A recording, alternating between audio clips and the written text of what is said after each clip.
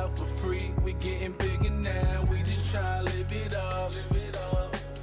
Took a couple years to see, they get the picture now. Moments like Kodak, Tiny Desk, Go Mac.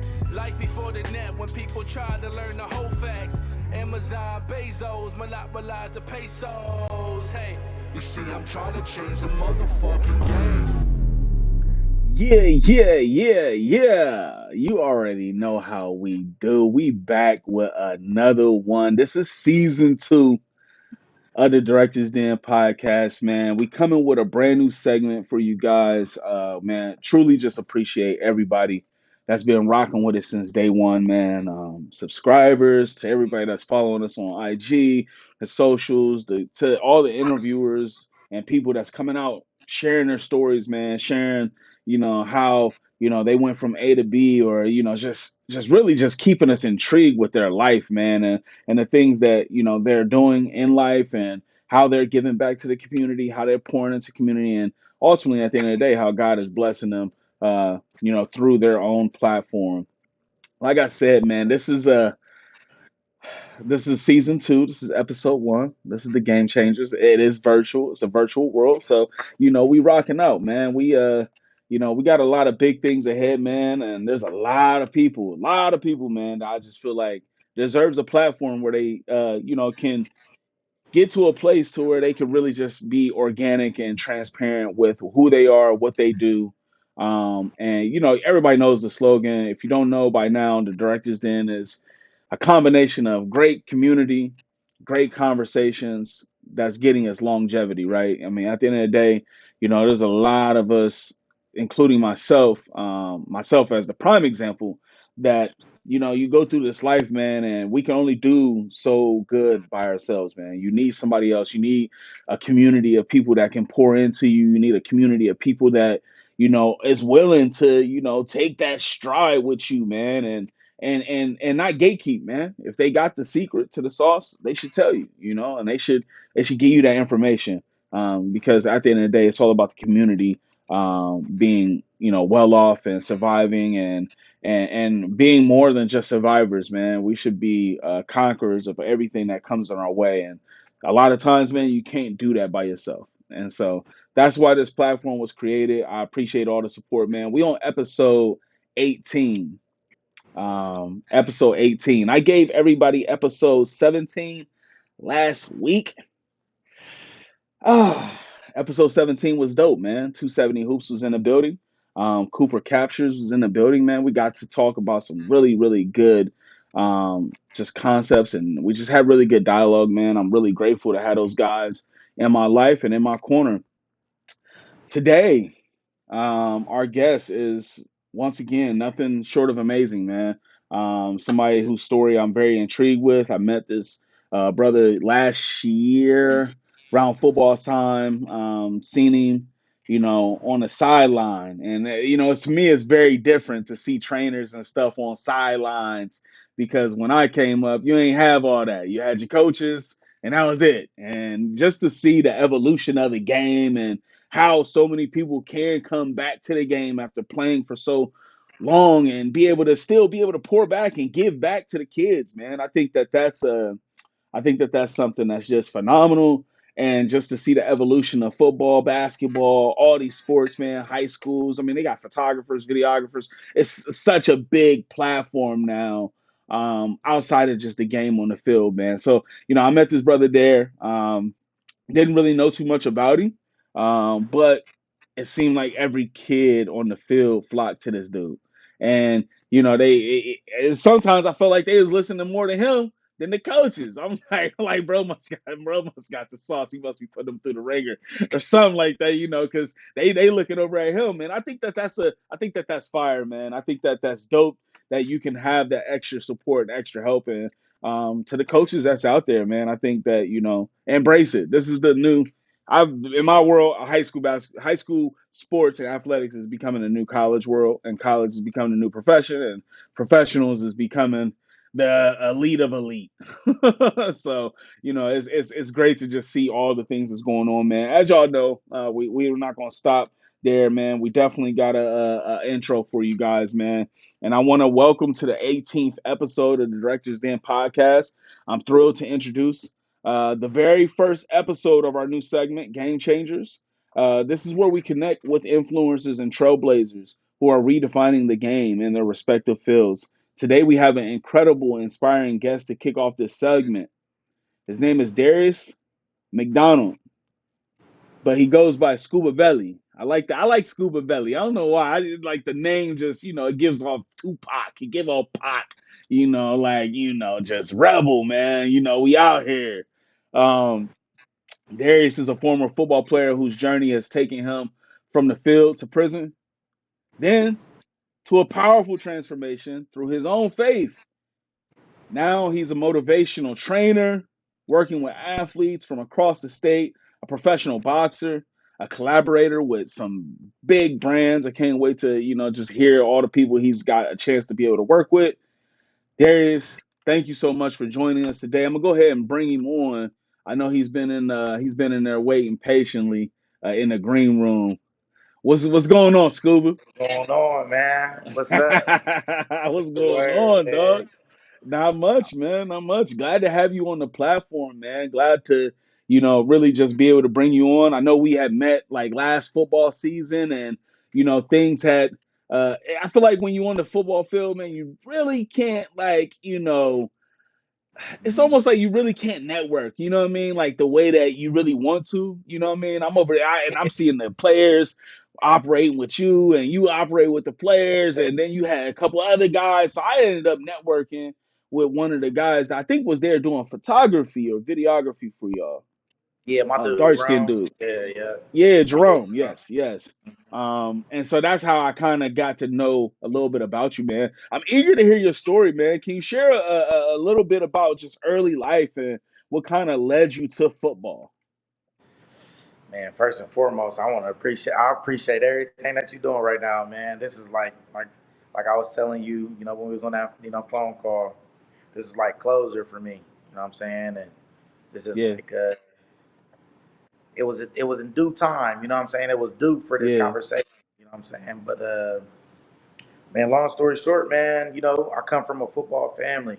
The Gwens, they Brookhaven legends. Here in the city. Um, every boy in my family, we play football. So that's really what brought me to the game. And trying to leave continue a legacy. When my uncle Jason had hmm, died, I never really got to meet my uncle Jason. It was when I was playing football, it was all for him. You know what I'm saying? And that's what really brought me to it. The love of the game, just watching my uncle's videos, and my uncle Terry Glenn playing in the NFL and stuff, going out there, hanging out with him every summer. Like it was something that I yeah. really wanted to do, man. And I started to be real good at it. Started to So the come bar very was set high for you guys. I yeah. mean, that's the bar was set high. That sounds like a very high bar to try to get to. Terry Mhm. Glenn, Ted It, Ginn, man, like it's hard though. People don't. I guess outside looking in, you know, we gotta our family is known for playing football and sports and stuff like that, but people don't hmm realize like, it's tough on us sometimes. Like, and I'm not saying that we was forced to play football or anything like that. Like all the boys, it's just natural. It's just in our blood. We all love sports, but yeah, it was kind of hard growing up trying to fill those shoes, especially the name that they hold. You know what I'm saying? All Americans. yeah. Playing at the Ohio State University. Like man, it was definitely tough. It was tough. That's crazy, man. I think when you really think about just families and the bloodlines, right? Like I played with Zach Bourne, Justin Mm-hmm. Bourne. I didn't play with Justin. I Yep. played with Zach, and I played with Jacoby Born, Yep. The Bourne and brothers. their Yep. bloodline crazy. You know what I mean? Just crazy Mm-hmm. football, athletics running through their genes. Through their genes. Their dad Mike was all American linebacker at Michigan. Mom was All American track star at Michigan. Mm-hmm. Their daughter, like even went on to be like a big time like junior Olympian, and I didn't know they had a big family like that. I thought it was just the brothers, but dang, I knew they came from some type of family tree Nah, like nah, that. man. Bloodline like crazy. You know what I mean? Like I used to always say, like the Bournes, they just like I don't, I just feel like there's certain families that you could just tell, like Bron. LeBron James. Yeah, yeah. It makes sense that Bronny is what Yeah, he's with his like. boys, yeah. You know It what I ain't mean? coming too far from the tree, man. Exactly, exactly. So it's just crazy when you see that lineage, man, and especially here in Columbus, Ohio, man, because there's so many great athletes that come from here. If you think back to the early '90s, talk about the Lavenders, early 2000s, it's Yeah, so many people. My dad hooped, Buster Douglas back in them days, Linda McKinley, West Star. Like, it's so many inner city schools that had so much talent. I mean, we can't forget about Brookhaven, Dominic Jones, Alex Daniels, all these guys that came through and made these programs what they are, right? And that's and you just look at it and you're like, man, sometimes some people just really either got it or they're inspired to do it, like you said, because of the family, because yeah. football is embedded in the DNA of what our family's built on. It just almost just inspires every boy here to want to be a football player. You may not go on to be as great as them, right? But you at least want to try it out. Talk about that process, and I guess at what age did you really decide that football is your thing? Uh, I think it was between like I think eighth grade, eighth or ninth grade. That's when I Okay, had I boxed a little bit too when I was a kid. So boxing and football was my thing. Even basketball, I played basketball too. But eighth okay, and ninth grade, I started varsity my freshman year. At Dublin Scioto. I think that was the time where it was like, all right, it's starting to get like a little serious. And I think around that time, yeah, like ninth grade. I think ninth grade when I started varsity, that was that time where it started to get real, like real, real. And I was like, okay, mm, it's time to leave my mark for real. yeah. So you went from inner city. You was in middle school in inner city, and then you moved out to Dublin to Yeah, to do high school. so I grew up. So I technically I grew up in Woodcrest, and that's like Okay, the east side of Columbus. And then we moved to the hilltop. That's the west side of Columbus. I grew up on the okay, hilltop all the way up until I was in ninth grade. Um, and that's when I think my mom had got a crib out there when I was in eighth grade. And pretty much, yeah, I was in inner city my whole entire life until it started to get to that time where things started to get a little rocky where I was living at. Um, mm-hmm, my mom was I started to get older and ripping running the streets real bad, and yeah, yeah, my mom was just like, nah, it's time to focus up. It's time to just change up a little bit of scenery. And we was fortunate enough to move to Dublin, man. I appreciate my mom for that, man, and I take it for granted. You know, for years I used to take it for granted, especially after I gave up football and stuff. But looking right, back, I appreciate her for giving me that opportunity to even because it was different. I came yeah, from ripping and running the streets to being able to rip and running the streets in the Dublin and be safe. Right, right.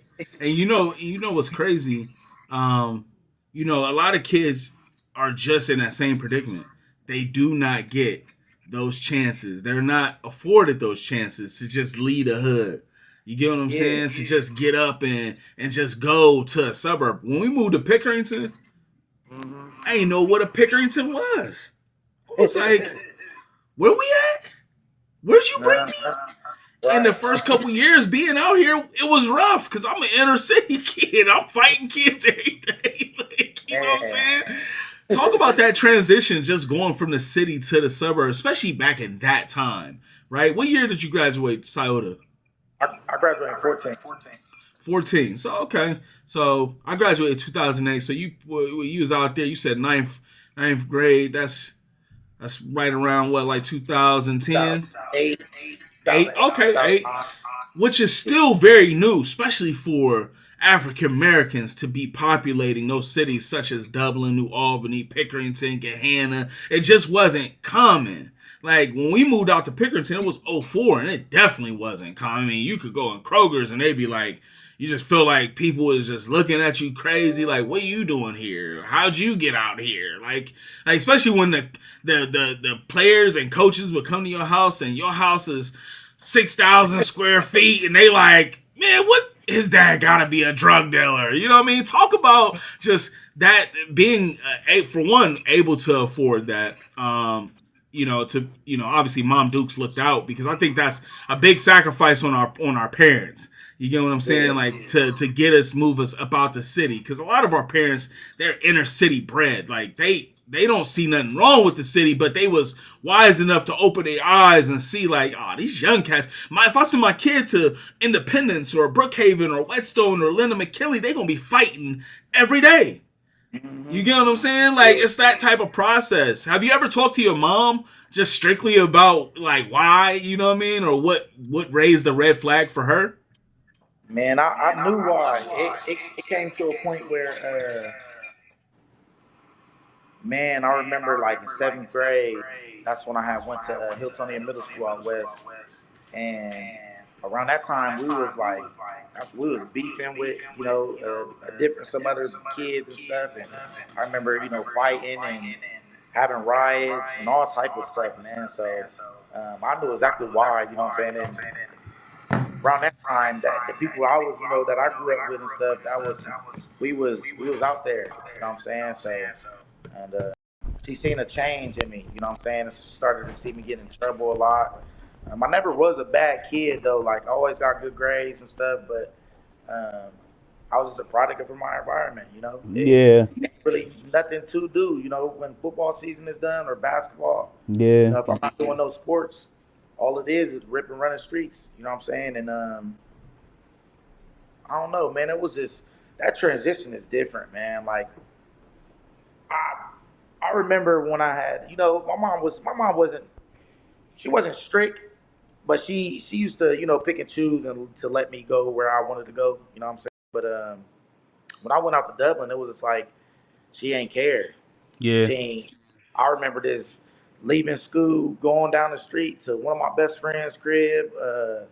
And staying there and just during school days and just being there and just ripping around the streets and she not having no worry. You know what I'm saying? Even, as long as I picked up my phone, she ain't care. She ain't care what I Right. did, man. That transition was totally different. To be able to, like I said, walk down the streets, man, and not have to look over your shoulder, man. And then, everybody, knew me as, playing football when I had moved out there. So everybody knew me, to parents, the teachers, walking down the street, going to Kroger, everybody, come up to me, ask me if I'm all right. Do I need Hmm. anything? I remember getting invited to people that I didn't even know's houses for dinner and all type of stuff. I'm like, dang, like it's Out in just Dublin, totally different. Yeah, man, yeah, I but swear, Dublin. bro. Like it's like when the inner city kids come to the suburbs. I guarantee you, I swear, it's like a whole. You get opened up to a whole new world of just Yeah. like this is what high school on TV look like. You know what I mean? Like like how the kids they be. Cause I remember going. My dad used to always be like, "Man, don't. I don't care. Don't go to nobody's house and be doing blah blah blah." The typical parent stuff. And Yeah. I go over somebody's house and man, they got the jacuzzi going crazy. From parents don't care about girls being there. And then on top of it, they coming around and it ain't just you come to my house and my dad asks everybody what they want to eat. Everybody better pick from the same place. I'm not going multiple places. They would go to Chipotle for some. Anywhere you want. Bro, I'm like, this is gold. Yeah, you anywhere know? you want, man. That stuff is wild to me, man. Like, I remember my best friend, best friend Cody Steffi, man. I remember the first time I stayed over his house. His stepdad, man, Scott, man. Shout out to Scott, man.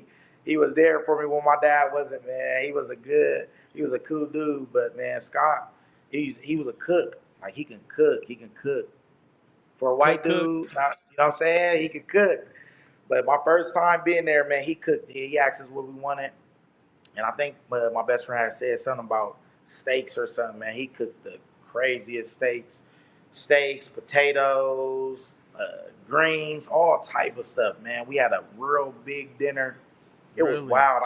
I wasn't expecting nothing like that, man, and I fell in love, man. I was over here every day. Yeah. Especially when you find somebody that do it just like how you had it at, at home. You know what I mean? Like Yeah. what? Like hold up. Your dad on to something. And I wasn't expecting nothing like that, especially no season meals. Yeah, I wasn't yeah. expecting nothing like that coming out there. I'm like, man, dang, My he my really cousin throwing down. went to Dublin Scioto, and she's a lot older, not a lot older than us, but she's older than us. She's older than me, Yeah. so I know she's a lot older than you. And when she was there, she swam on the swim team. That was the first Okay. time I knew that a high school, for one, offered swim, that Mhm. to do swimming, and she was the only black girl on the team. This is like back when Dublin, there was no Kaufman, I don't think. There wasn't Yeah. no Jerome. It was just Scioto. Dublin High School. Yep. Yeah, you know what I mean, and I remember her just telling me like, one day, all these suburbs is gonna be so mixed with so many races. You get what I'm saying? And it's just so crazy when you look at like even Pickerington today. I look at these high schools and I'm like, man, they got so many black kids that go to these schools. Man, it's so good to see, but you just hope that they don't, for one, get complacent coming out here, because that's easy to do when life is good and things is being handed to you, and Yep. especially you're a good player at that, they gonna make your world like amazing for you out here. It's like going Hmm. to Ohio State. The visitation is gonna be crazy, but at the same time, it's like I feel like there's a sense of entitlement, you know what I mean, when it comes down to a lot of these athletes.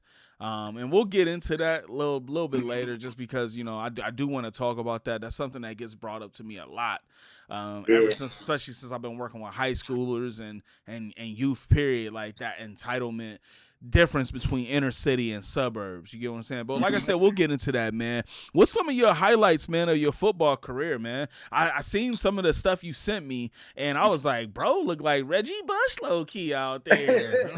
I was. I love, man. I got so many, but if I'm looking back, man, I remember my senior year. We played our rivals, Kilbourne. It was week one. It went down to the wire. They was up 21-14 with like, I want to say like 30 seconds left. I ended up catching this pass on the sideline, probably like a 30-yard reception, spinning out of two tackles, Mm. taking it all the way down to like maybe the 7-yard line to get Is us that in the the. video you sent me? I seen you like, man, you did. I think you Um, might have scored on that one. Like, bro, it looked. That's why that I one don't made think me think of Reggie Bush, because it was so it closed in, and then all of a sudden here you is boop boop boop yeah, boop. You I got gone. so man, I got so many highlights that I could think of that I just love, man. But that was one of them ones. That game, that Kilborn game, and I wasn't. I started off slow that game too. Like even though I had maybe I want to say like 15, 16 receptions as a running Mm, back, mm. at like 15, 16 receptions. That game, I started off super duper slow, and I picked it up in the second half and made some big plays and stuff. But um, man, I got so many though, man. I got man. Pick out a favorite highlight that you just like vividly remember, and it was very impactful. Changed the game. Man, probably the game winning touchdown during the Yeah, Kilborn game, yeah. and it was one on one coverage. It was one of them. It was one of them moments where I solidified myself, like you know, being a running back that can split out to the slot receiver and make a guy route runner, a good route runner or whatever.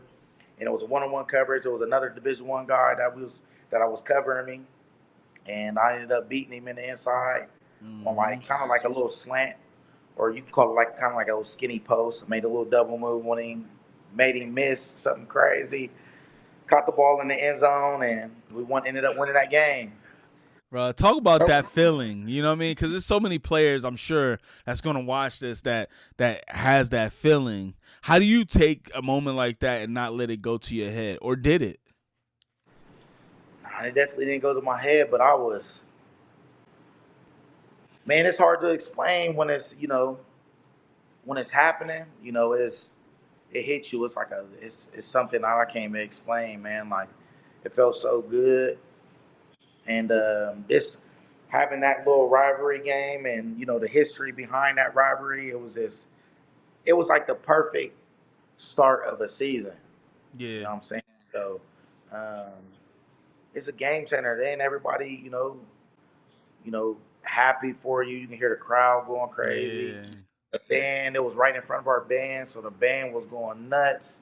And we had a lot of alumni that was there that night. I mean, it was electrifying, man. And it was like, I think we had close to like 8,000, 9,000 people that was in the attendance, close to 10,000 people in attendance in that game. So Mm. it was something crazy. It was something wild. Did you go by Scuba back then? What? Nah. Okay, okay. We'll get into that because I'm definitely interested. And every time I see Scuba, I think of Scuba Steve off of what is that? What show is that? Scuba Steve. Something Daddy, what was it? Scuba Steve. Who was? It's the one dude that's in Waterboy. Yeah. Who's Adam my Sandler. is Yeah, who's my it? daddy? Who's my daddy Who's or my something like daddy? that? Yeah, Adam yeah, Sandler. Yeah, okay. yeah, yeah. Yeah. Every time I hear Scuba, I'm like Scuba Steve. Nah, man, Yeah. that's dope, man. It sounds like high school. Obviously, for one, I feel like we're one and the same. Both come from the inner city. Mm-hmm. Got to experience that, right? I think that's so Mm-hmm. crucial these days, and I think for the main reason is these kids are so soft, man. Growing up, even the youth, like I feel like there's something that just the hood, streets, whatever somebody wants to call it. I feel like it's something about the grit of that did help a lot of athletes. It helps you get through a lot of hard times because you can always look back at those moments and be like, man, what? Like, or it helped you get over sometimes because you be like, man, what, bro? You remember when we ain't have. Come on now, Yeah, you know what I mean? Like, chill, you know what I mean? Be grateful. You get what I'm saying? It'll humble you real fast. I think, and then when you get that suburb feel, it's like, okay, now I know the best of both worlds.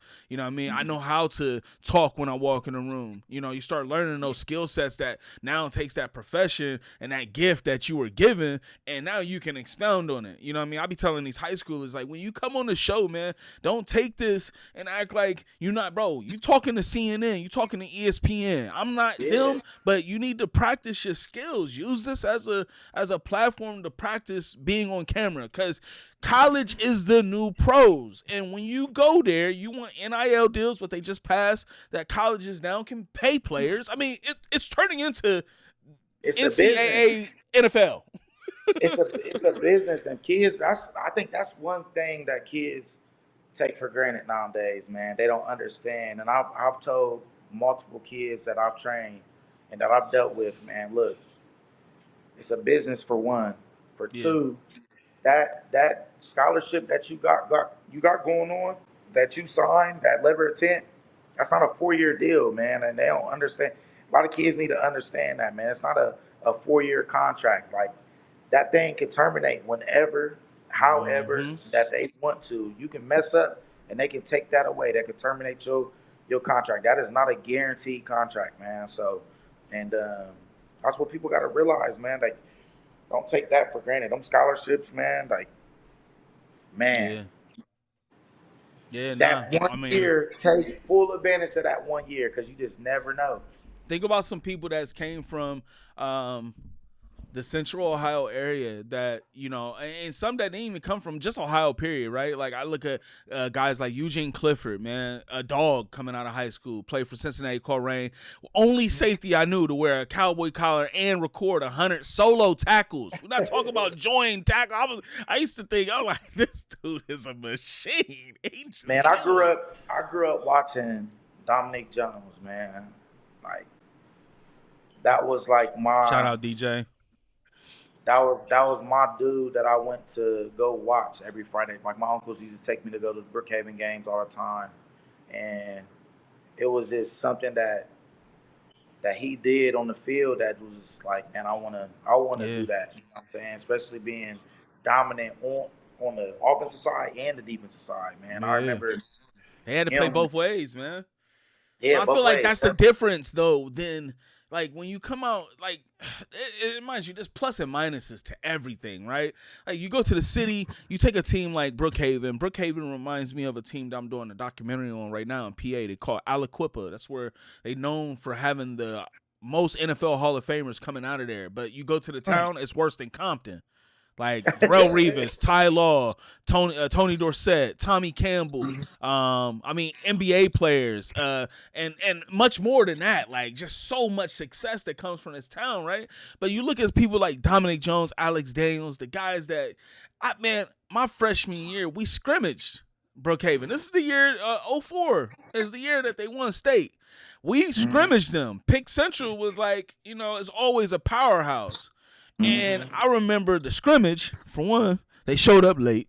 It was some real Negroes. They showed up late in plain clothes. They didn't even get off the bus in like sport, like unis. They ain't have pants on with pads in. No, they got dressed on the field.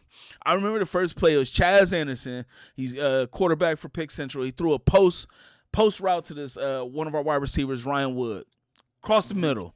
I remember Alex Daniels saying, whoo, that's a cold white boy right there. And we didn't get past the 15. I ain't never seen lock coverage like DJ provided. We had T. White, Terrence White. He was one of the number one wide receivers in the country. He got offered from Ohio State 3 times.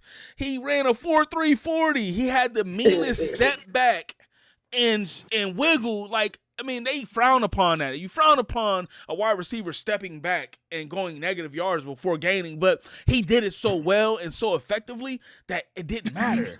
I remember watching a play, and I wasn't even on varsity at the time. I was a freshman. I remember looking over, and Chaz just, that's his first option, T. White. He looking to see where he at. And DJ had him. That 5-yard grace, oh my goodness, he abused it. I was like, these dudes are savages. I don't know where they came from. Bro, that Brookhaven era was different, man. Like, a whole different, you talk about a whole different, like, just attitude about the game. And then what happened that year? It's D2. This is when Pick Central was D2. Brookhaven was D2. They play at Gahanna, meet up at Gahanna in the playoffs to go to the Final Four. We're talking about a championship game. And Brookhaven didn't let Pick Central get across the 50 one time. The most amazing play, and this is the most I'm going to say about DJ because he's going to be on the show eventually. He caught the ball in the end zone. I kid you not. Outside of his hit on Ray Smalls, this is probably the highlight of my life that I ever seen a player do. Ray Smalls ain't been the same since. No, he hasn't. He hasn't. No shade to Ray Smalls, but he has not been the same since that hit. I was in the barbershop on the west side at Righteous Cuts. Shout out my Uncle Mike. And I almost messed up my whole edge up because he got hit so hard. I was like, oh my God. Nah, yeah, he got hit. Man. I remember DJ in that championship game. For one, they didn't run through the banner. That was like a custom, right? Most high schoolers, you just run through the banner. They walked through the banner. They had chains and bats in their hands. They was on a mission. They were barking. If you ever seen Friday Night Lights, they was barking like the Carters. Yeah. I was like, oh my God, this is about to get out of control. I don't know what we said. The newspaper all week was painting it like Pick Central about to just roll over this inner city school. First play of the game, we kick it off. DJ catches the ball. He in the end zone. He jumps up and down 10 times. I counted. I wasn't even playing. I was in the stands. I was a freshman. I didn't play varsity. I played freshman. Season over, I'm watching. He caught the ball 10 times and then went 100 yards straight. He waited till somebody got it to him as close as this mic is to him, and I don't know what move he put, but he spent and got up out of there. I was like, got I was ruled. like, bro, if they don't win state this year, bro, all of this is for nothing. And they went on to do the very unthinkable thing that I think a lot of people just didn't think Brookhaven had in them just because of the team size. And, you know, you're going against teams that's got 70, 80 players, man. But you talking about showing up and y'all got 20, 25, 30 players. Everybody playing both ways. Everybody plays both special teams.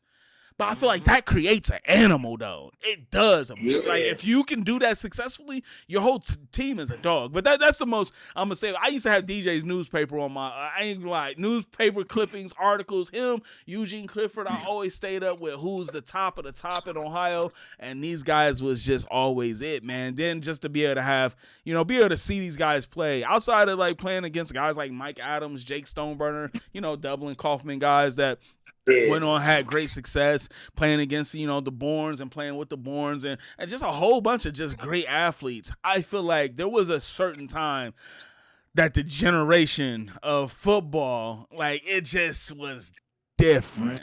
It was And especially different. in that inner city, like not only Yeah. Brookhaven though, it was a lot that inner cities, like them teams had some dogs, bro. Like Dominic and Dogs. them they beat some dogs, man. Like there wasn't only Brookhaven that had like even they weak teams. Like I don't even think did Mifflin. I think Mifflin had an okay season or whatever, but even they had some dogs on their team. Like Mm-hmm. where it was this crazy wreck every team that they played against. I think it's just I feel like it just kind of sucks that, you know, when you look at that and you see those teams, I feel like one of the things that kind of probably held them back, man, so much is just really the lack of access, bro. The lack of, you know, being able to do this, the lack of, and if you're not like, you know, everybody's a creative right nowadays, right? Like we make we make something out of nothing real fast.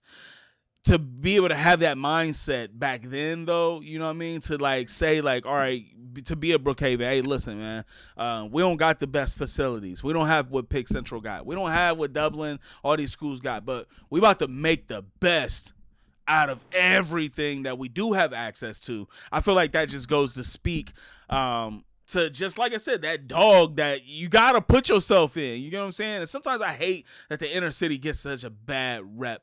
And I get it, man. It's inner city. It's so much more that these kids are exposed to. When you out here tucked away in little old Pickerington, man, the most you're going to get into is whatever the kid down the street is doing, and a lot of times it's nothing crazy. It might be a drug here or there, but it ain't. It's not gun violence. It's not. You ain't getting jumped into no gang out here. You don't have those pressures of the streets out here.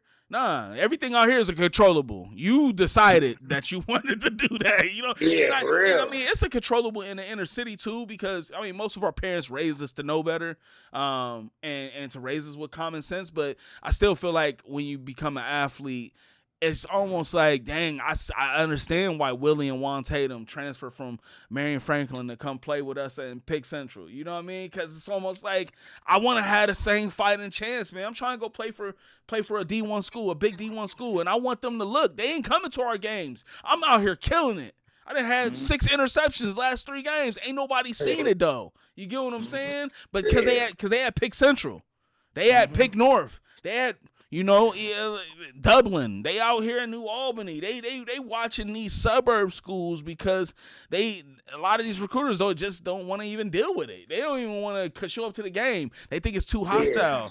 I remember when Brookhaven played Pick Central at Gahanna. Man, that was the first time I ever went to a game, and they said, no, you go to this side and you go to this side. Like, there was no mixing of crowds, nothing. But it was predicated off of fear. Because this is an inner city school, And like, they still do that. They still do that nowadays too, though. They still like. I think that's where that really separated. You know, when people separate different sides and stuff. You know what I'm saying? They still be doing that in games and stuff where they don't want the sides to mix and stuff. And so but I back heard then, I heard that happens at like rivals games, like Westville South versus Westville North, yeah, Pick yeah. Central versus Pick North. But I mean, mind you, I don't go to a lot of inner city games. I want to start getting more involved in the inner city culture, as far as like understanding like, who the Yeah. players is and stuff is. But I mean, I'm just getting started really in sports all together. But Mhm. do you really see that? Like, you go to a Lyndon McKinley game, they separating Lyndon from South, or Yeah, they do. They definitely, and it's it makes sense. You know what I'm saying? Like it's this image now, like them kids. Real life. You might have a kid that live on this side of town, but don't like that side of town. But that mm, nowadays schools is playing now. We can't mix the crowds and stuff like that. So mm, I went to the East and Northland game, and it was the vibes was just different. It was just different. It wasn't like I grew up watching inner city, football. You know what I'm saying? right, Like Brookhaven when Brookhaven was Brookhaven and Beechcroft was Beechcroft. yeah. So it was this. It was a different field. It felt like, man, Feel like I you're don't gonna want to get say what I got. want to say. Yeah, like I just felt the vibes was just different, man. It was like, Yeah. and I think I got kicked out that game though. Like me myself, I think I was asked to leave. I was on the field at one point, and I think the person who runs the athletics in city, the Columbus, I guess I had to go through him to get on the field or something like that. But I had already checked in with the school. It was some little type of little weird stuff, but the Mm, vibes is just all the way different, man. But it's starting to pick up now. You know what I'm saying? Rod Wills, my dude that we ended up playing little league together for the Columbus Day Stars. mm-hmm. I feel like the vibes are starting to transition into the right direction now. You Yeah. know what I'm saying? Not only these kids that's moving to the suburbs. You might catch a lot of kids that ain't moving to the suburbs now. Yeah, Now I they gonna mean, stay a in lot of people it. try and get to the city. That's the crazy thing. You look at a lot of, like, I mean, we live in the day and age of everybody's an entrepreneur. You got a lot of Yeah, entrepreneurs, your dad, your mom, me. I mean, and the money is in the city. At the end of the day, you trying to go after government contracts. You trying to go after, the real bread. It's in the city, not tucked away in yeah, the suburbs. I just hate sometimes we kind of carry that mindset of I live in the suburbs and I work in the city, and I feel like that's not really. It's not really, you're not really edifying the city at that point. It's almost like you taking from the city and then just running back to your little rabbit hole. And that, like I said, that's neither here nor there. We all do it, right? Like, I mean, because we want our kids to grow up in a nice area. You don't want them to even have to deal with some of those pressures. But I feel like sometimes it's like, man, I look at my own kids and I'll be like, dang, man, you just a little sensitive. But if you would have grew up playing Smear, I ain't gonna say the word because it's just one of those things these days. But if you would have grew up playing that, bro, like that's where a lot of that fear was emptied out for me. Like yeah, you ain't want to be out there until your big brother told you, nah, you gonna get the ball and you gonna get hit because this is the game. And if you rolling with me, that's just what it is. Like, I ain't, you get what I'm saying? Like when you had big brothers that or neighborhood guys, my dad pro fighter, not pro fighter. He grew up with Buster Douglas. My dad is pro fighting, meaning like that was just a way to settle your differences. yeah, Oh, yeah. y'all on the basketball court before y'all get to shooting. Just handle it like men because that's what they did. So then he just pull out the gloves like, "What's up? Go if y'all gonna be here at my house and y'all not gonna like each other, y'all at least gotta work it out with the fists. And whoever lose then leaves. That's just how it goes. Like, you know what I'm saying? But Kids don't know about that though, man. they Kids don't, don't. man. I don't know. I don't know where the transition was. 'Cause back then, like, don't get me wrong, there was people who shot up parties and stuff like that. But Yeah. man, we was going to fight. You know what I'm saying? Before we shoot or anything like that, like A lot of we gonna times it have a led to the big person brawl. losing that was Hmm. shooting. The guy that Yeah. lost the fight normally was the guy coming back with the pose. And I used to always tell people, listen, man, when we lived off Fifth Avenue, I grew up in a viaduct. Before, I used to tell everybody, listen, man, hey, if we get to fighting, once they lose, like, we up. Like, if we fight, we up after the fight. Like, I ain't sticking around. I don't own nobody's nothing. We out because Yeah. he coming back, bro. Like, I mean, I was shot when I was 12, man. And Mm. that's one of the reasons why my people's got us up out the hood. All off of that. Like, got Yeah, to yeah, altercation. We end up throwing on the gloves. I got the best of him.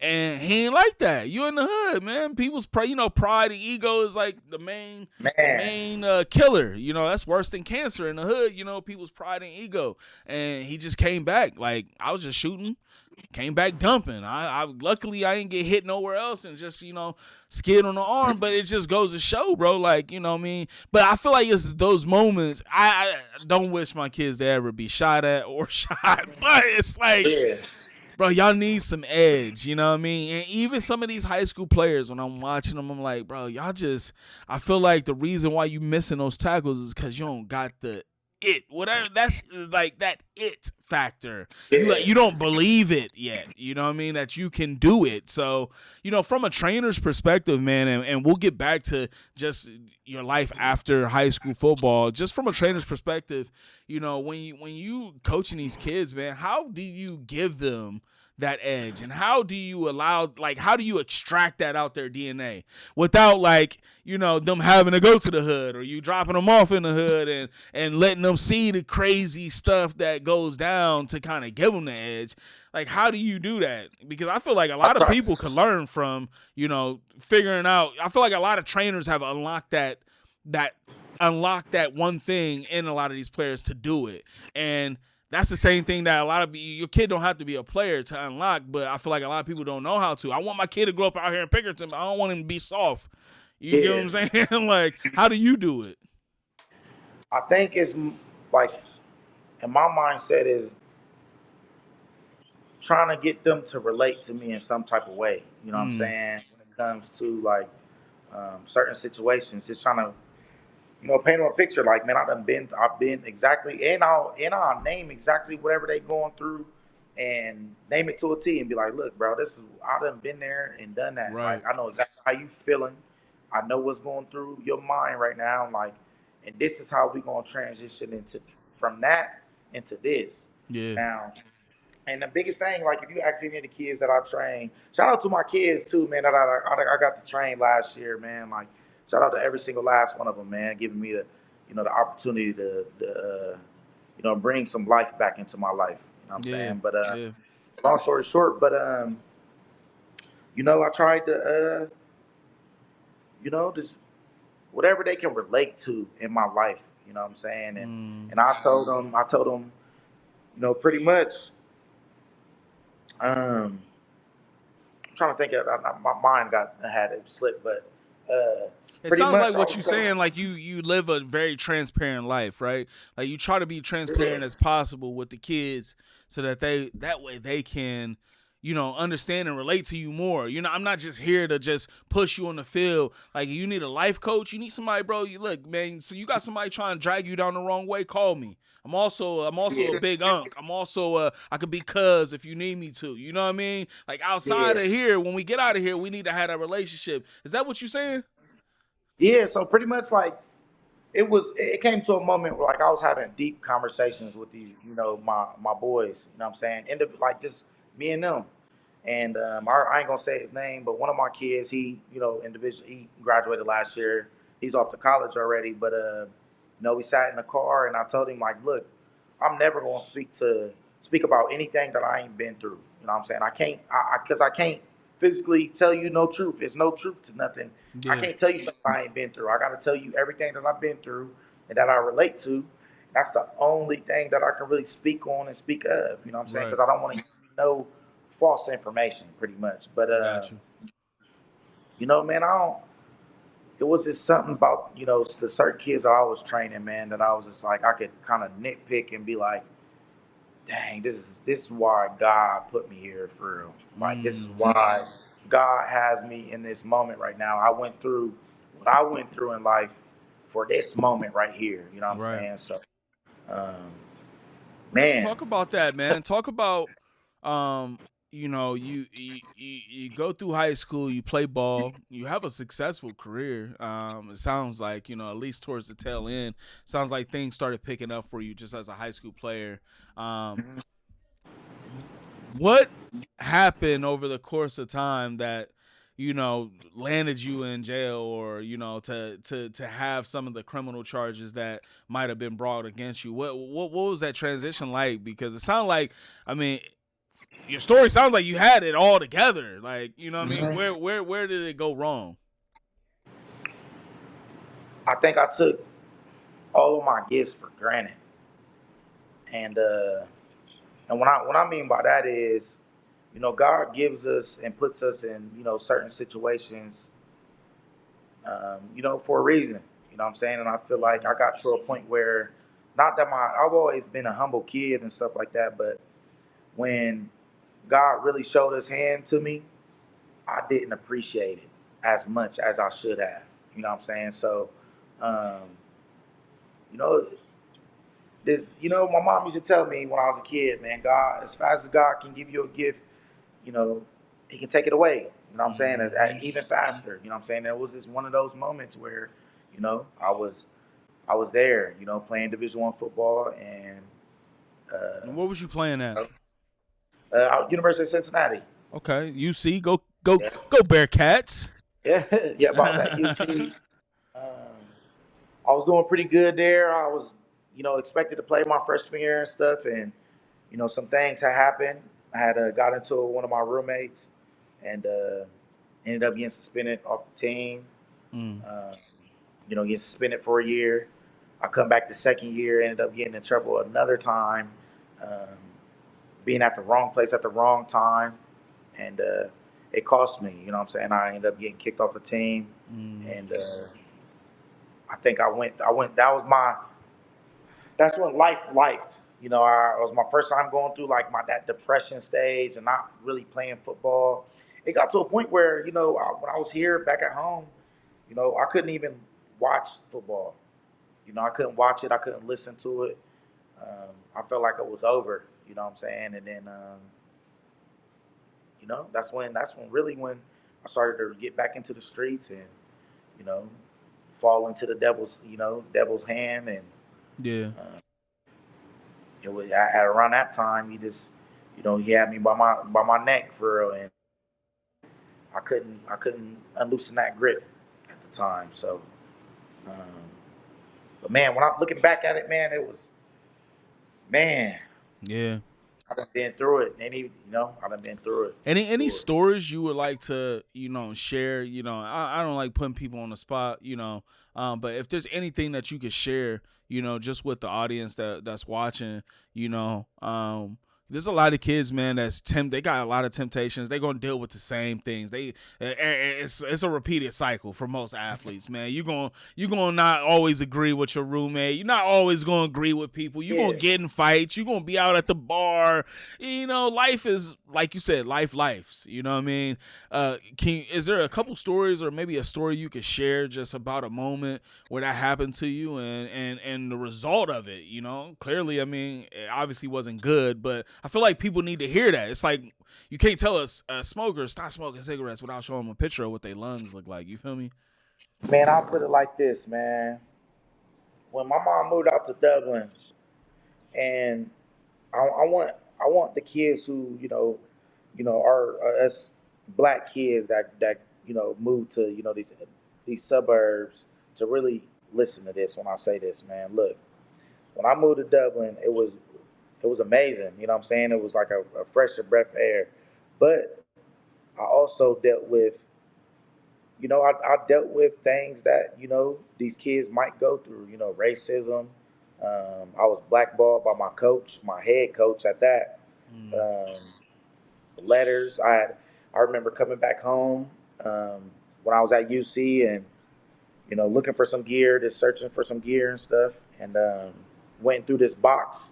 It was like a big, nice sized box of letters, all my name from schools that I didn't even know that was interested into me. You know what I'm saying? Really? So yeah, so at the time, I acted like a kid.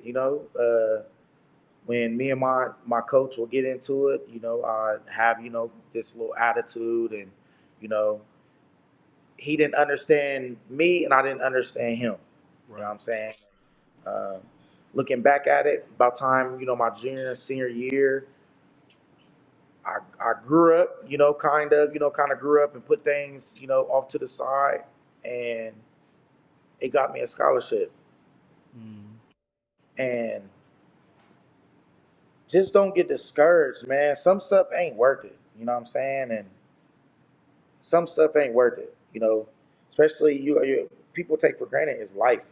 You know what I'm saying? God, people. I think the young kids nowadays think they got all the time in the world, Mm. and I think that's something that we take for granted as humans. That we have all this time in the world, and and that we need. We prolong things. I'm gonna do it tomorrow. I'm gonna do it. I know that it's gonna come. In the future and stuff like that. Instead of taking care of what we can now and taking care of the present moment to making sure that we get that. You know what I'm Right. saying? And Right. God, one thing that we take for granted too is God gives us free will. You know what I'm saying? God will let you mess up. God Yeah. will Yeah. He God will does. allow you to mess up and bump your head as many times as you want to. Or as many Just times as so you need. that then you need it, and eventually it's like getting a whooping.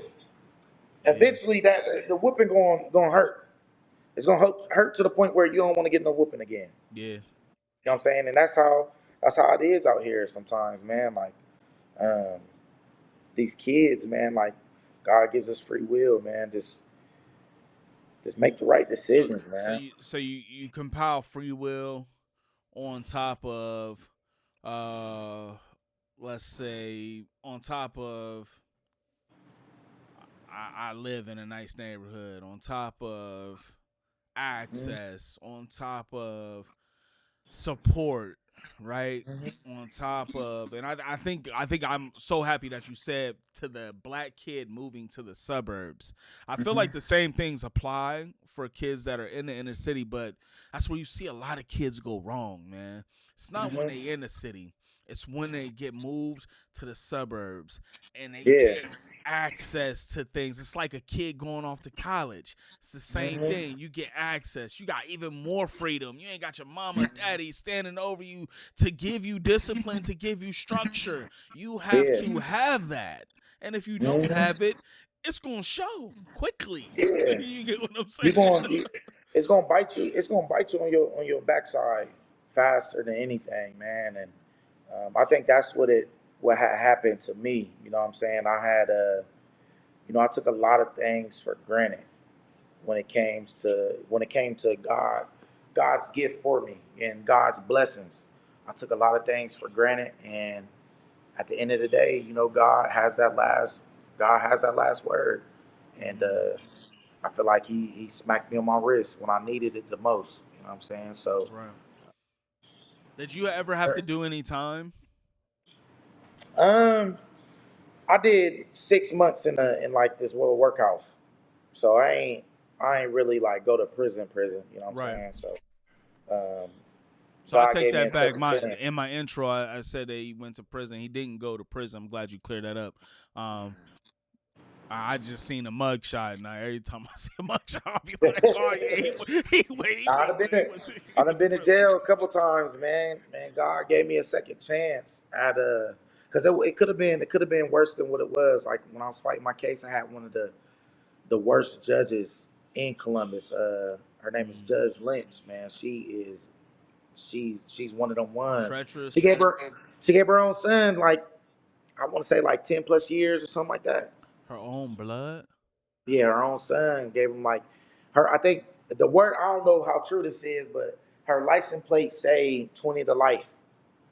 So that'll tell you like where I was going. Like I remember, the mugshot that you probably had seen Mm. actually went kind of viral. Was the one in Cleveland. I was still fighting my case at the time. I had got in some trouble in Cleveland. Um, and when I had got back, she pretty much her offer was 3 years for no. We ain't about to negotiate it. We ain't about to talk about it before Hmm. y'all leave this courtroom. 3 years. I was fortunate enough to have a real good lawyer. He ended up, talking her into, postponing it. I think another month, and God gave me that second chance. My judge, she wasn't my judge after that month. She had an investigation that was, I guess, brought up to on her or something like that. So I had a new judge, which, you know, he knew me from playing football in Dublin, and he gave me a he gave me a chance. So Right. it was either I did what he told me to do, It's or crazy how God I was operates, gonna do man. that. It's crazy how God operates. He got the postponement. 30 days was enough time to get Yeah, yeah, her out of there and get somebody else in there that will give you a fair chance. It's crazy, man. I feel like God will give you those scares, bro. Like those deep scares to where you almost really like you praying hard, but you really yeah. like I think I'm really about to be going to jail Yeah. over something crazy. You get what I'm I ain't gonna saying? beat you. I Like thought I thought I was. After that stuff in Cleveland, I thought when I came back, it was just I was preparing myself to go, to go sit it down. Even before that, I thought I was gonna have to go sit it down. But you know, like you said, man, God, God's timing is always perfect timing.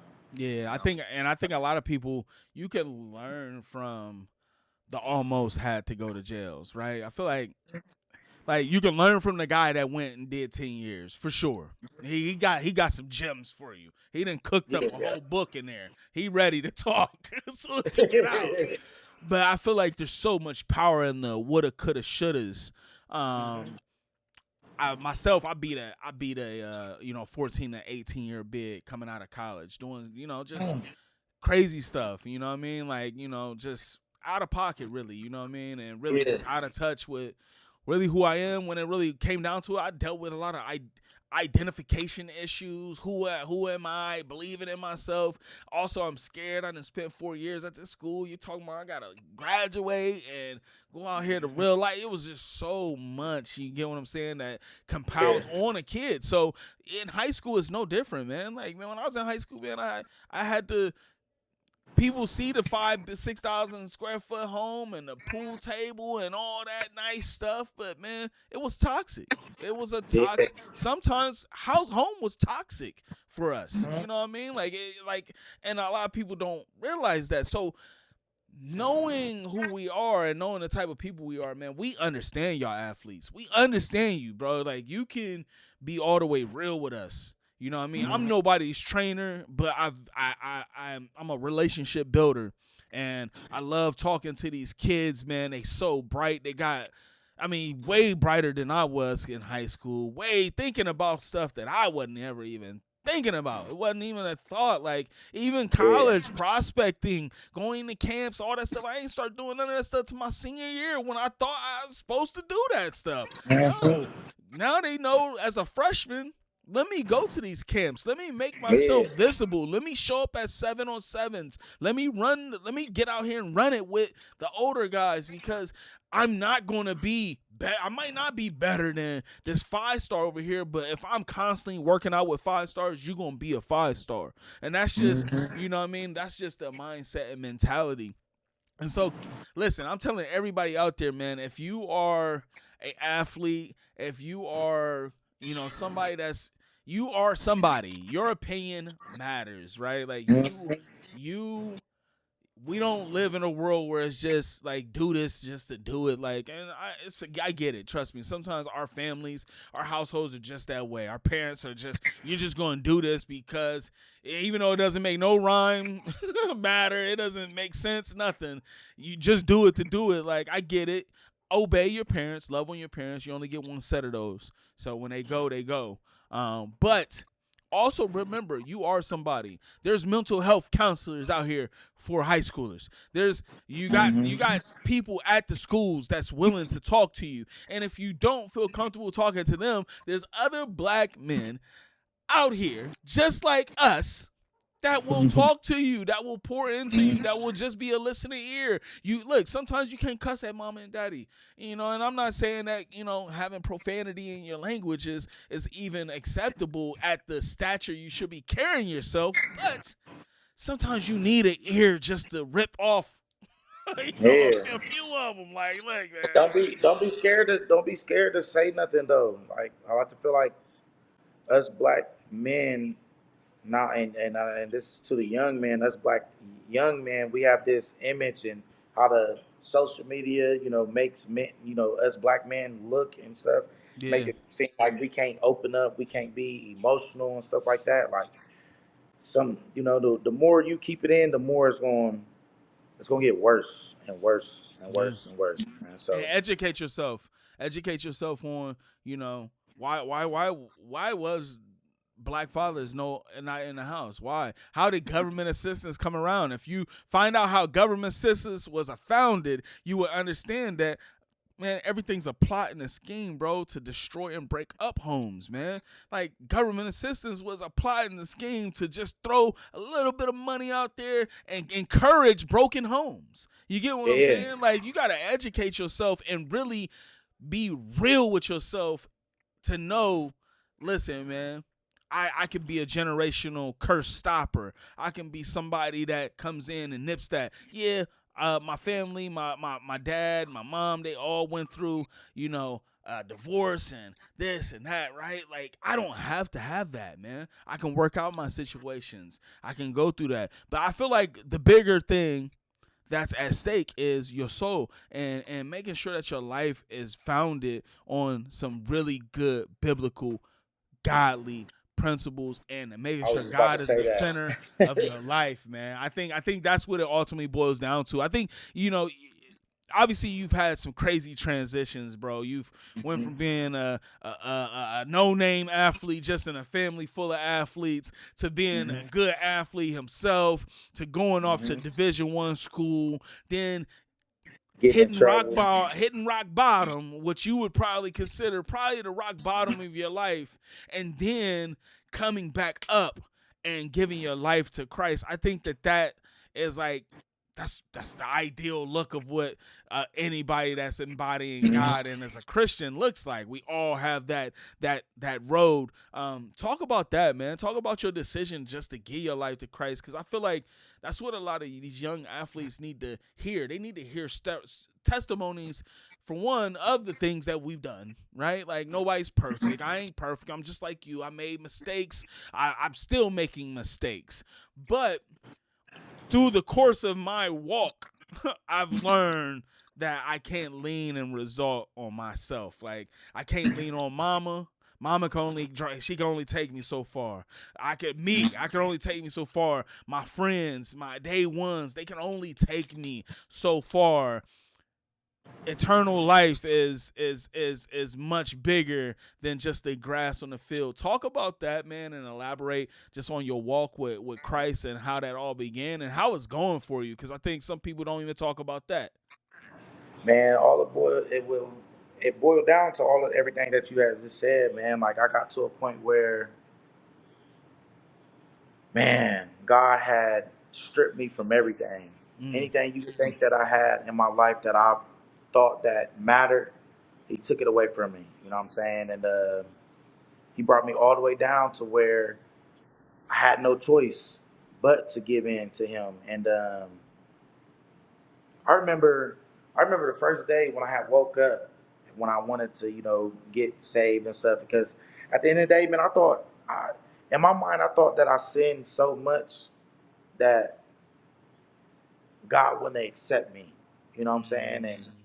I was misled with that. But I thought that God wasn't going to accept me because of everything that I did. And one day I had woke up, and I was just like, man, I'm about to go to church. And it was a church that my mom had brought me to, Power and Glory, out Okay, there in shout out Pickering. PNG.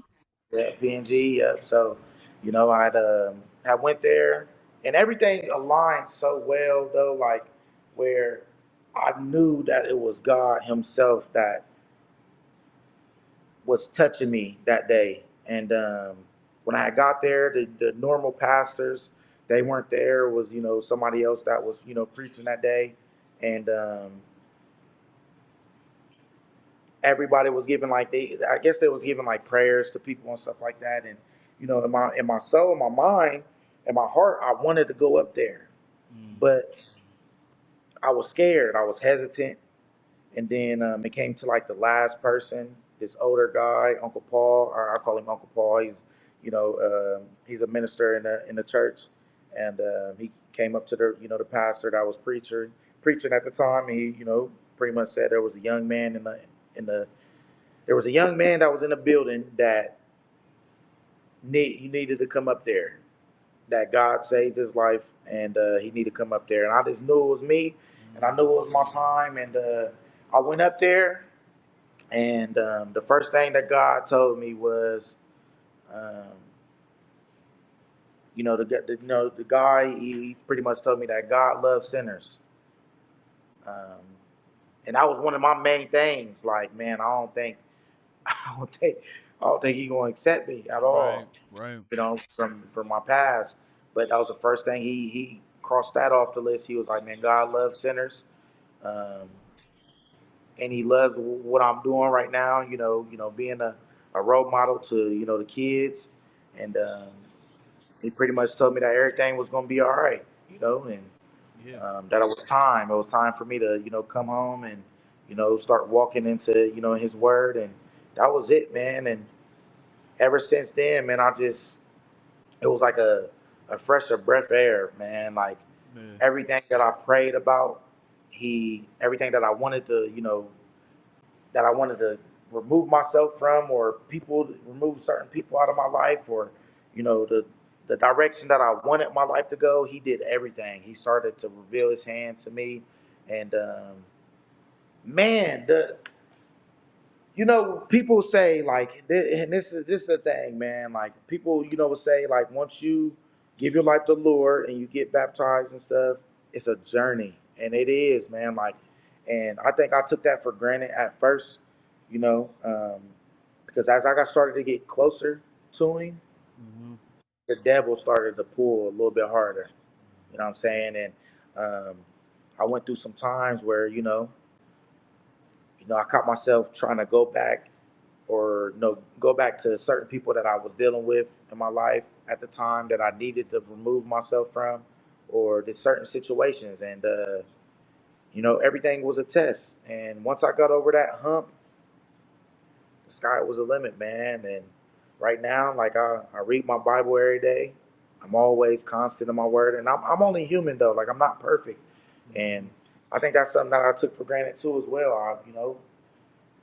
Once I'm walking with Christ, Christ now, I feel like I got to live this perfect life. When you give your life to the Lord, you don't have to live a perfect life, man. Like God is always going to accept who you are, and and what you do.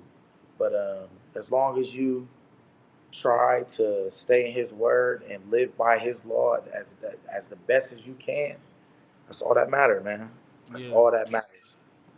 I think it's critical that you said, you know, it's not so much that uh for one, realizing that we're not perfect, right? Like the Bible talks about how we're filthy and dirty rags. I mean, Yeah, it's something that can never really be like truly clean. Like but you're clean through through the Holy Spirit, through God's yeah, word and through God's love. And I think that there's a lot of attributes. I mean, for one, if you know anything about the word in a good book, man, in the Bible, you know that for one, I mean, most of the most successful people I know, man, even believers or not, man, there's so much principles for structuring your life that you can extract out of the word to start giving your life that foundation that it needs. Your actions may not change. You may still throw a cuss word out here and there. You may still be hitting the wheel. You may be still hitting a jack. But yeah, it's a walk. They don't call it a run to Christ. They call yeah, it a walk with Christ, because for one, to realize a walk with Christ, I can never be Christ. There's only one of yeah, Him. The second thing is, as long as I'm walking with Him, trust me, when it's time for you to put it down, when it's time for you to put the weed down, you'll know why, because you've been tapped in. You yeah, really activated that piece. And I feel like, just same thing with me, man. Like I was telling yeah, Zach Flair at 270 Hoops, man. I was like, man, it's crazy. God is so meticulous and strategic in how He gets us and how He grabs us. I started going to church just off of the fact that I met my wife now of 10 years. I met my wife and she was just so fine. I was like, she was a church girl. I'm like, hey, if I gotta go to church to be next to you, I'm gonna go to church. What's up? Right. Of course, I was leaving church and going to hang out with the boys and going to do what I do outside of that. But I play face. But God allowed me to play face. He said, listen, you rub shoulders with somebody that's of good soil, period. You going to be good soil. You're going to turn. You're going to turn or you're going to run away. And they'll know, right? And I feel like he just knew my life, and he knew what I was supposed to do. So it's just crazy how God grabs us, the things that he makes us go through to even get to the points to where we can be in a position to pour back into other people. Like, I feel like that's the ultimate goal. They posed a question on the podcast last night, and they said, my question to everybody is not so much how many views you're going to get this year, not how many athletes you're going to send to the NFL, not how many athletes you send into college, but who did you bring to Christ this year? Because it really ain't that hard. Yeah. If you're living the life that Christ has called you to live, which is not a perfect life, right? It's full of balances, and it's a checks and balances system, right? Like, you constantly, every day is a new day. Every day I could fail. Every day, some days for a whole 2 weeks I failed. But having a relationship with God makes you be transparent with yourself. It makes you be real with yourself. It makes you be honest with where you're at. And the only person you realize you lying to is you. And I feel like a lot of the athletes these days, man, I be so happy when I follow these athletes. And, me, I'm a content creator, so I might cook up a reel for somebody, and, I might throw Moneybag Yo or somebody on the song, something that fits the vibe. And I have such great respect for the athletes. It's like, hey, man, I love it, man. I ain't gonna collaborate with it, I that's just, and they'll explain like, yeah, man, I just don't do that. I see that more and more often. I see more and more Christian athletes, like, emerging, and obviously it speaks well to the parents. I mean, good job, parents, because I mean, when I was coming up, bro, I just don't feel like, when you look at guys like Lorenzo Styles and his brother, and just to see the good ground and the good soil, it's almost like, yo, if y'all don't need trainers.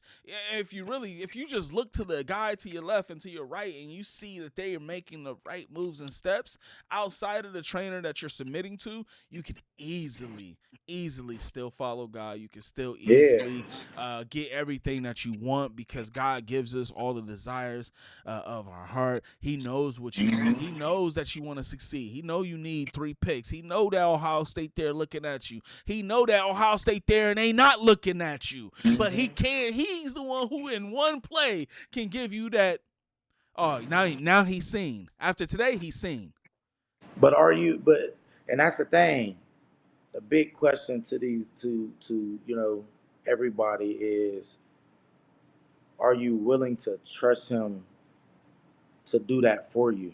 You know what I'm Mm, saying? So, are you willing to not have no worries that God is going to put you in the position that you are, mm, that you're, or whatever dream that you're trying to chase, or, are you willing to give it all to him and put it in his hands and have no type of worries and just live life and do you? yeah. Instead of having to, I think a lot of people question God too much. Mm, We questioning too much. Like, even the thought in your mind, like, man, what when I'm gonna do this, when I'm gonna do that, like, that's questioning God. That's questioning him, and that means that you not believing in what he really has in store for you, man. And people mm, miss their blessings like that. Like I said, man, God gives us free will. Yes, God wants the best for you, and he yep. will do all in his power to make sure and put you in the right position to make sure that you get everything that you want. But he will allow you to mess up.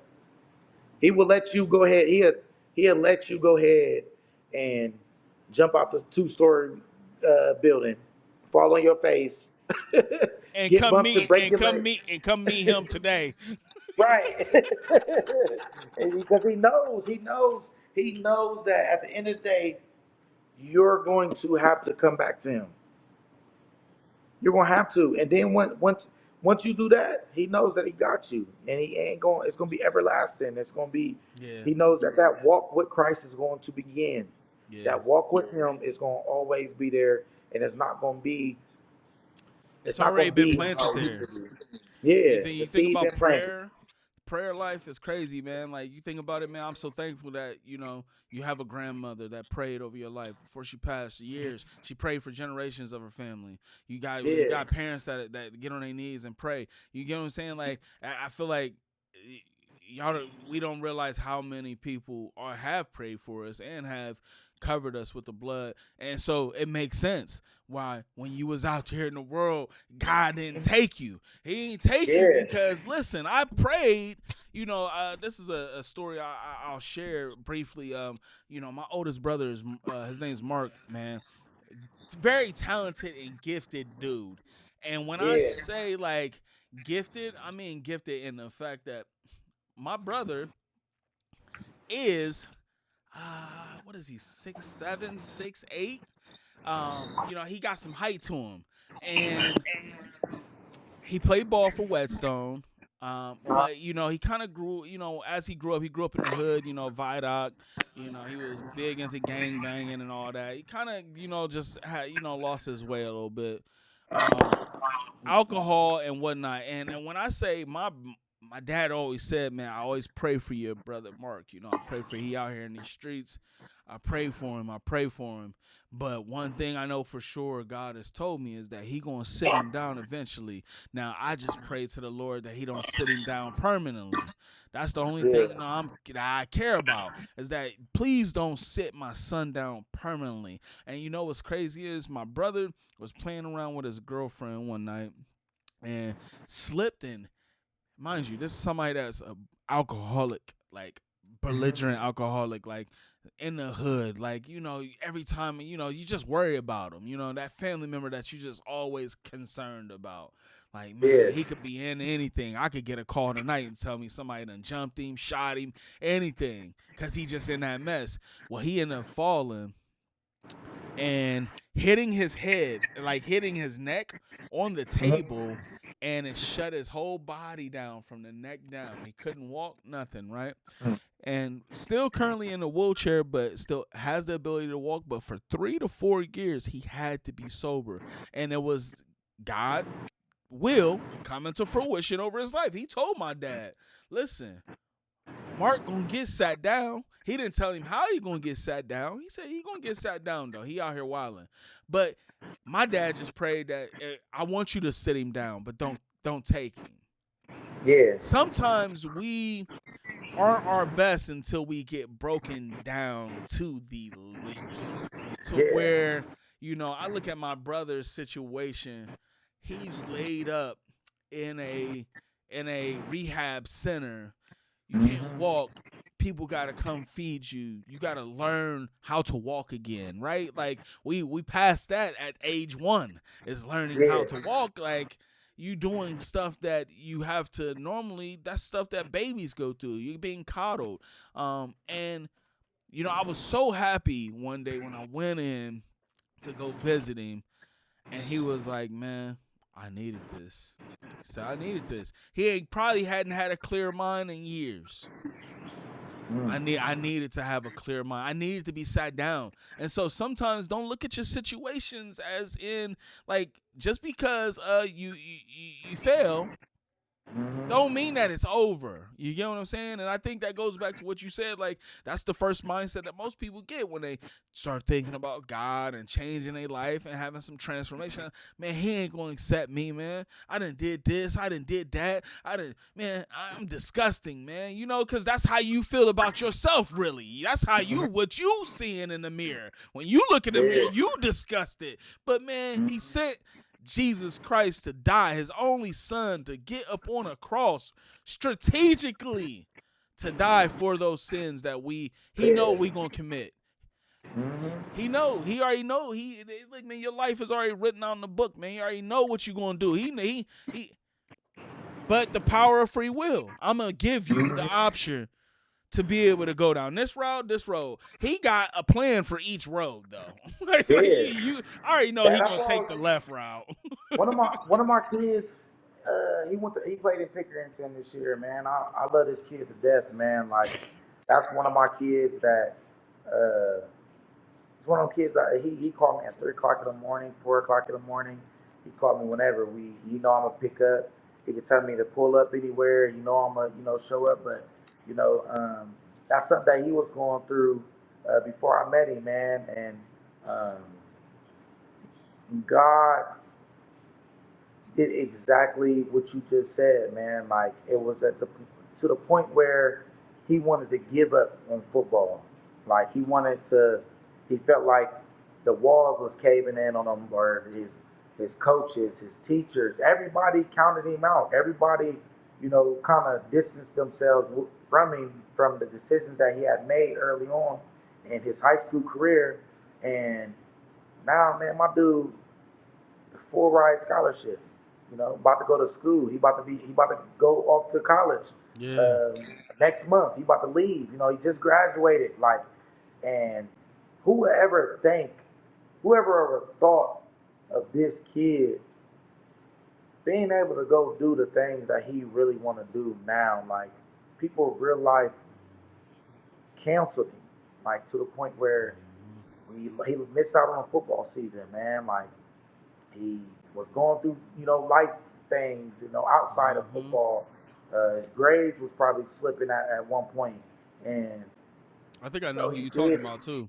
he did that though. Like Yeah, he he did. real life, he real life believed in what I said and what I told him. I'm like, bro, like it's sour now, but it's gonna get a lot better, man. God is putting you through a test that may not make sense right now, Mhm. but when you look back at it, now you're gonna go. I told him you're gonna go through something similar in the future, and you're gonna be battle tested, bro. You're gonna be ready to Mhm. take it head on, and you're not gonna go backwards like you did in this first situation. You're gonna Yeah. be able to go through it flying colors now, and it's not gonna be hard for you to make the right decision. You know what I'm Right. saying? So, And man, the it's my older you guy, though, get, man.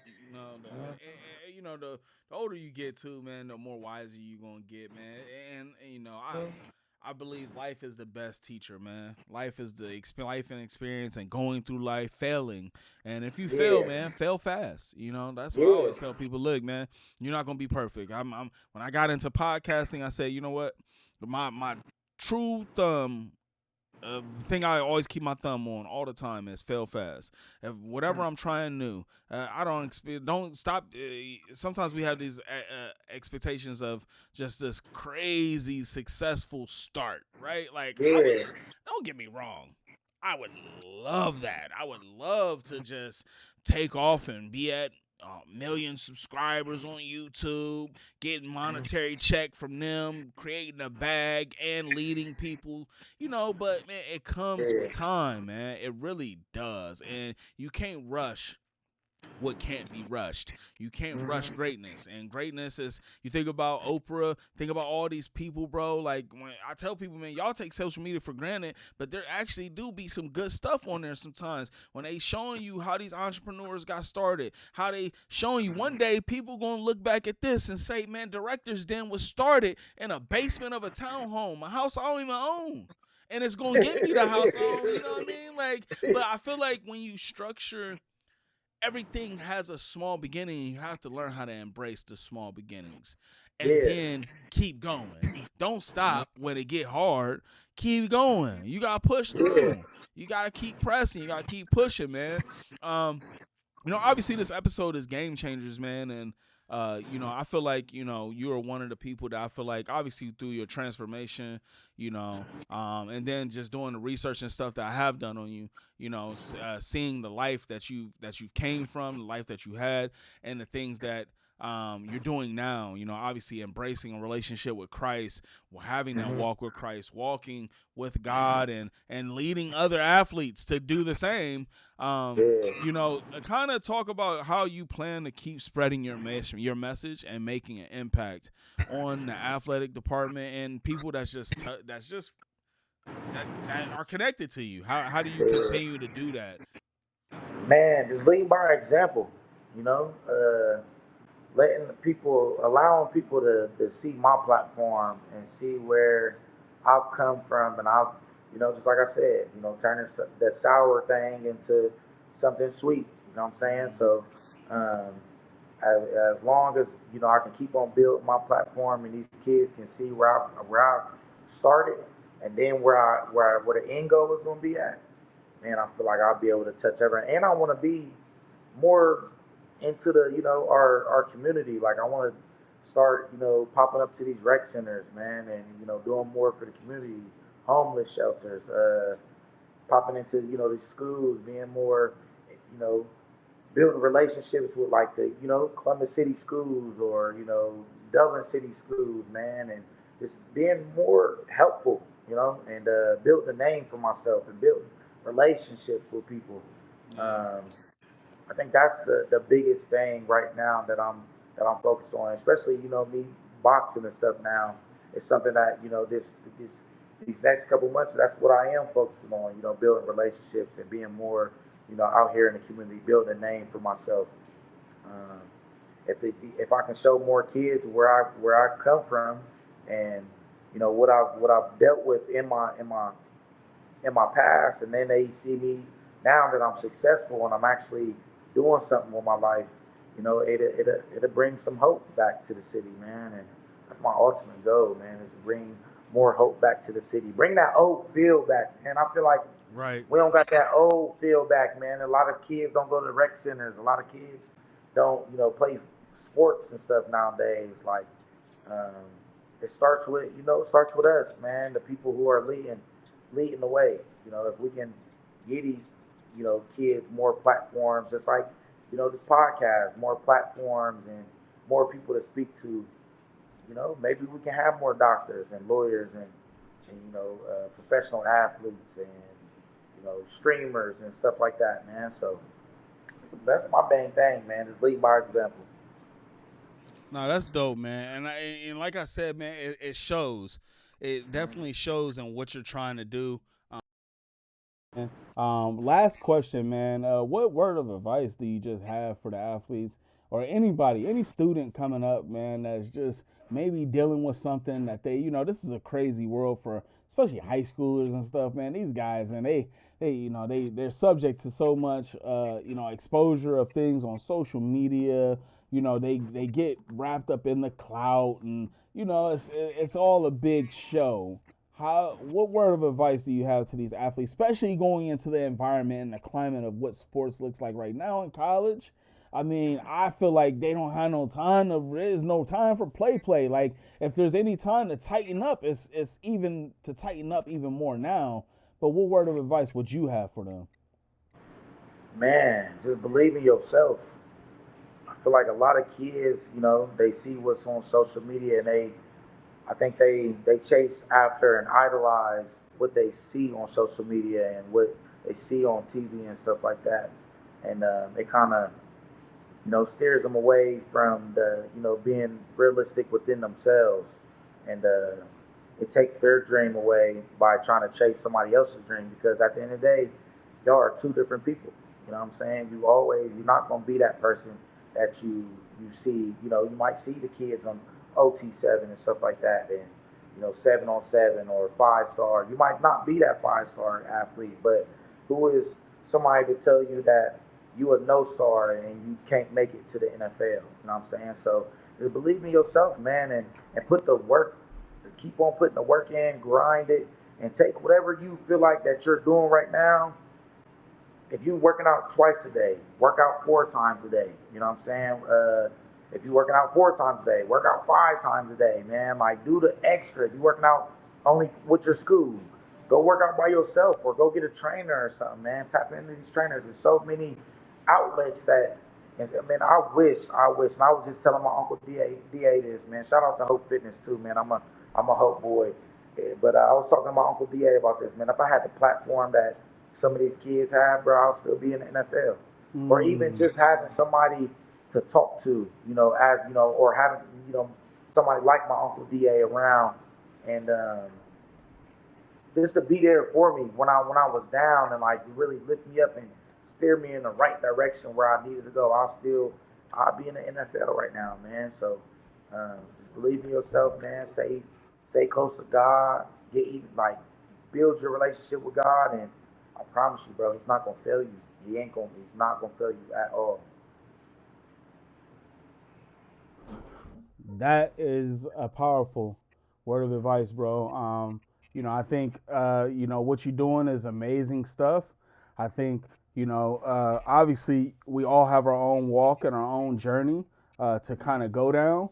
But I mean, you doing it. You get what I'm saying? Like you're fine tuning the craft.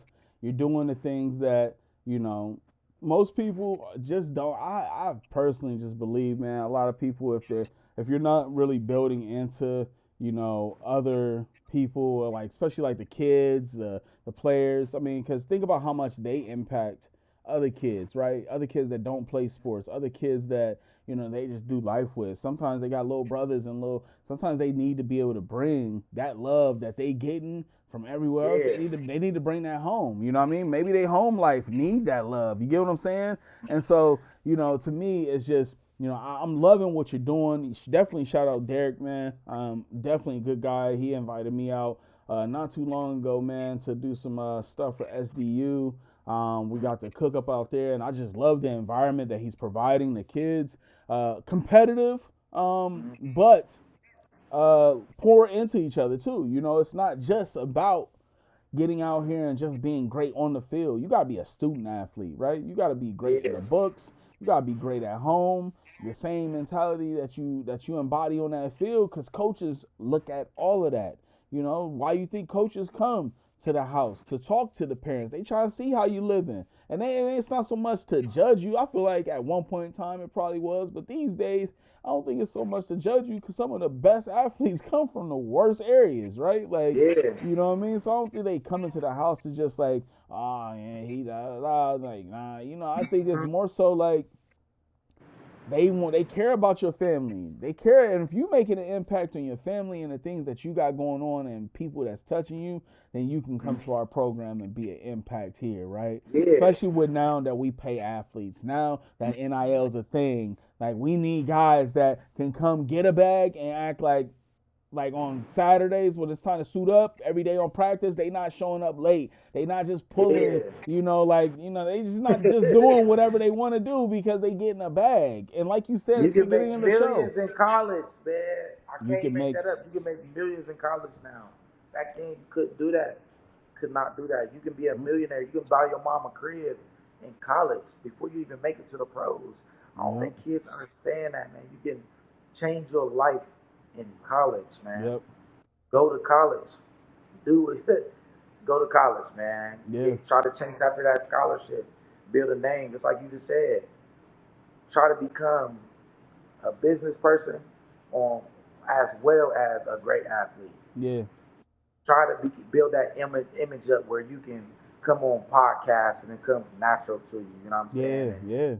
people And want to throw utilize money these at you. spaces and use these spaces. That's why I'm having Jordan Fisher on. He's a high schooler. You know Yeah, what I mean? Like, that's why I'm like, I want to bring on more high school athletes, man. I want y'all to come on here and talk, get that professional feel, man. And creators. If you're a creator out there, I'll say this, strictly for the creators. Make sure you guys give platforms, man. There's so much taking being gone, like there's so much taking that goes on out here in the world, and I can't lie, some of you creators are taking from these athletes. Some of you trainers are taking from the athletes because it's self-driven. You're doing it yeah, because you want that athlete to be a part of your program because of who he is, but come on now, he done worked hard to get there. Give him a place to where he could continue to grow. And that's why I be telling these athletes, man, when you come on the podcast, when I bring you on, because I'm going to bring you on and I want you to say yes, please don't make me have to go talk to mom and dad and tell them why I'm trying to bring you on. Because they going to just make you come on, you know what I mean? Like, just come yeah, onto the show and treat it as if you're talking with ESPN. I'm not ESPN. I'm not Dick Vitale. I'm not Shaq. I'm not none of these guys. But you can get so much practice from different platforms so that when it's time to get the bag, they like, hold up. He know how to talk. He know how to talk to people. He know what to say. You know what I mean? media Because train. Exactly, because you've allowed yourself to be at a place to where you can receive that feedback and that criticism and grow, man. And I feel like Yeah, when you ain't got no bills, don't be out here trying to be like me, 34, and got a bunch of bills and got a family to take care of, and and then you still got to grow. And I'm not saying that growing ever stops, but like don't let it start when you get to this point in life. Let it, y'all are wise enough nowadays, and y'all got so many resources and so much access to just knowledge now that you can do it now in high school. And so, that's my tidbit for today, man. Now I appreciate having you on though, man. This was fire, and I don't think it should stop here, man. I would love when I have other athletes and stuff on, or if you got athletes that you feel like would profit from this conversation or from a conversation on here, or maybe get some talking skills. Maybe it's the athlete that don't never talk. That's the athlete that need to be on here the most. You know what I mean? Because you're going to have to talk. This is sports is entertainment too. At the end of the day, and the guys that get drafted, they get drafted because one, they got the skill, but they also can sell tickets. And skill don't sell tickets. Skill get people to buy into the team. Entertainment, what you say on the media, how you're talking, and the vibe you bring. That's what's going yeah, to set you apart and sell tickets. And that's what I mean. Everything, it's all a business. I think a lot of people look at the NFL, they just look at a lot of talent out. It's a business. That's why you can't get mad at Odell. Yeah, he done been on 10 teams. You can't get mad at Odell. It's a business. He yeah, don't got no direct. He got ties to you as long as the contract's there. The contract yeah. ain't there. He going wherever else he see fit. It's a Man, business. look, College is starting to turn into a business. It's and a business. he's still kicking, man. He's Yep. still kicking. He's still out here, man. Yeah, man. So So I definitely appreciate you coming on the show, man. Just kind of giving us your life story, man. I feel like I've learned so much more just about you as an individual, man. And like I said, I would love to invite you back to have more conversations, man. I definitely feel like your skills and assets and your story alone is helping change the game, man. And that's what this platform's for, man. We talking to people that's changing the game. So Scuba, man, definitely appreciate you coming on, dog. yeah, man, I appreciate it, man. I'm definitely I would love to come back on here, man. I can't wait to see what's in store for this season, man. It's definitely going to open some eyes to a lot of people. I wouldn't be surprised if this start to take off, man, and um, go to the right direction that you want it to go. You know what I'm saying? And Man, I wish, I want people but to be exposed, man. I want people to get the exposure that I feel like people need to get. I'm big on giving people their flowers while they here, man. Give them their flowers, allow them to tell their story, and like I said, because we all grow from each other. You know what I mean? Like this ain't just a platform that allows me to grow. We all grow from each other, man. I feel like I've grown a lot just from hearing stories, you know what I mean, from other people's yeah, life and the things that they're going through, you know what I mean? And this dialogue is making me look at people's business different. It make you understand why they move the way they move in a business. So yeah, that's what this is here for, man. And it's going to be around, man, because I'm not stopping. Like I said, we created the virtual world so that we could do more interviews. I want to hear more stories, and I want to make this platform more accessible to more great people just like you that's out here pouring into the community, man. So from the directors then to you, Scuba, thank you for changing the game. To our viewers out there, man, thank y'all guys for tuning in today. Thank you for just sitting through and just listening to a story, man. And if you took anything from today, make sure you just take away. Obviously, keep God at the center of your life, man. Whether you a believer, a strong believer, a 5, a 10 on the Richter scale, a 1, I don't even care, man. Just keep God at the center of your life. I feel like all things are crafted by him, man. You going to college is because he wanted you to go to college to play ball. You going to the NFL is because God just had that in the plans for you. You know what I mean? But sometimes, like you said, we can miss the mark when we don't keep God at the center of our attention, man. So make sure if you tuned into this episode, make sure you run it up. Drop the comments down below, man. I'm eager to, hear what some of you guys are thinking. And go follow Scuba, man. I don't know if you guys paid attention, but at the bottom of the screen, man, it's a ticker board. It has his ad on there. It's at Skubaveli. Make sure you go follow him on YouTube, follow him on IG, all social media. He's a pro boxer. We really didn't get to tap into that, so definitely gonna have to bring him back to talk more about the boxing aspect of the things that he has going on. But pro boxer, look out for some fights. That he's about to be. Hopefully bring him back some belts. You know what I mean? I'm trying to see some belts on the Man, podcast. look, I'm gonna say it here first, man. I'm going to become world champ. I'm telling you, I'm gonna become world champ. Just be on the lookout for me, man. I'm rocking with Rising Stars Boxing here out of Columbus, man, and we're gonna get this show on the road, man. I'm handing out eviction notices, man. Out I eviction like to notices. I like to The hear it, time is man. up. I like to hear it. I like to hear it. We're definitely gonna have you back, man, after you get a couple fights under your belt, man. Let us just see how that experience is and how you changing the game in that sector, man. Once again, guys, man, appreciate y'all for tuning in. This is episode 18 here on the Director's Den Virtual. We changing the game. You already know how it goes. Shout out to our sponsor. One of our sponsors in collaboration sponsoring with Power State 5, man. They're out here doing amazing things. They do, Dominique is trying to do everything he can, man, to get kids from the top 5 power states for football, man, out there, giving them a platform to be able to do the things that they want to do, man, and be seen in the right light. And so definitely shout out to Power State 5, and this episode is in collaboration with them. And like I said, once again, thanks for tuning in to episode 18. We are out. My guy. I appreciate y'all. One love.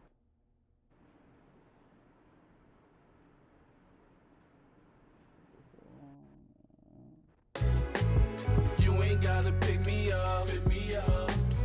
Ain't no hands out for free. We getting bigger now. We just try to live it up. Took a couple years to see. They get the picture now. Moments like Kodak, Tiny Desk, Go Mac. Life before the net when people try to learn the whole facts. Amazon, Bezos, monopolize the pesos. Hey, you see, I'm trying to change the motherfucking game.